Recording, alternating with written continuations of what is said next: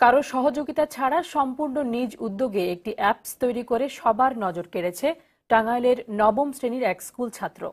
My school নামের তার অ্যাপসটি দিয়ে পরিচালনা করা যাবে একটি বিদ্যালয়ের প্রায় সকল কার্যক্রম। বাংলাদেশ সরকারের কাছ থেকেও অ্যাপসটির কপিরাইট আদায় করে নিয়েছে খুদে এই আবিষ্কারক। টাঙ্গাইল প্রতিনিধি কাজী জাকেরুল মাওলার রিপোর্ট, জানাচ্ছেন মাসুদ মুস্তাহিদ।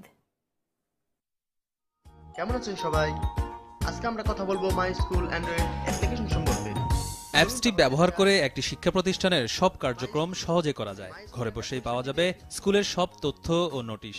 নিজেদের নানা সমস্যা সমাধানে শিক্ষার্থীরাও করতে পারবেন মেসেজ আদান প্রদান। সন্তানের খোঁজখবর নিতে অভিভাবকরাও শিক্ষকদের সঙ্গে সহজেই রাখতে পারবেন যোগাযোগ। সব মিলিয়ে অ্যাপসটির মাধ্যমে শিক্ষক, শিক্ষার্থী ও অভিভাবকদের মাঝে একটি চমৎকার নেটওয়ার্ক তৈরি করবে।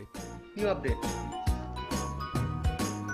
মাই স্কুল নিজস্ব মেধা ও বুদ্ধি দিয়ে এমন একটি অ্যাপস তৈরি করেছে কালিহাতী RS পাইলট মডেল উচ্চ বিদ্যালয়ের নবম শ্রেণীর ছাত্র আলামিন।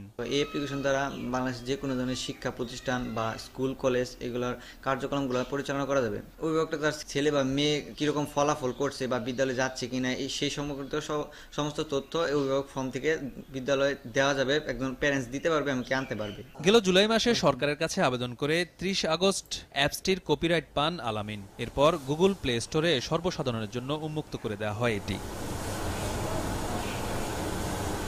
এমন সাফল্যে খুশি তার বাবা মা ও স্কুলের শিক্ষকরা। মাস্টাররাও খুব বাহবা দিতেছে, আমি নিজেও বুঝতেছি যে না, ছেলে ভালো একটা কিছু করতেছে। যেহেতু ডিজিটাল বাংলাদেশ গড়ার লক্ষ্যে ও এই কাজটা করছে, তাই সরকার যেন এটা সুন্দর দৃষ্টিতে দেখে। এটা নিয়ে কিভাবে অগ্রসর হব সেই দিক নির্দেশনাটা আসলে সে পাইতেছে না।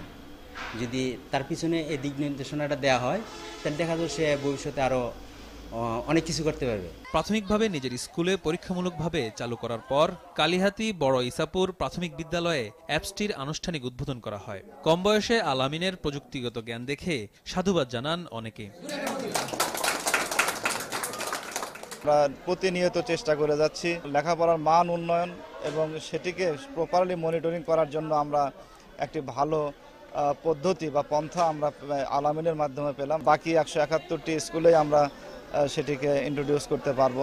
তথ্য প্রযুক্তির কোনো প্রাতিষ্ঠানিক শিক্ষা ছাড়াই আলামিনের এই উদ্ভাবনী প্রতিভা যেমন অন্যদের অনুপ্রাণিত করবে, তেমনি সরকারি সহযোগিতা পেলে তার মেধা হবে আরো উন্নত ও বিকশিত, এমন প্রত্যাশা শিক্ষক, অভিভাবক সহ স্থানীয়দের। মাসুদ মুস্তাহিদ,